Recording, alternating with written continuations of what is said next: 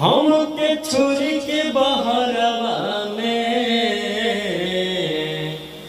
काहे जाता बलम जी, घरवा हमें कैसे के अकेले रहम जी।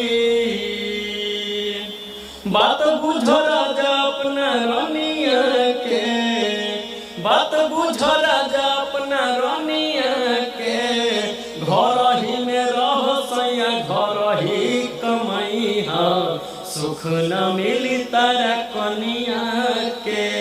घर ही में रह सैया घर ही कमैहा, सुख न मिली तारा कनिया के, कनिया के।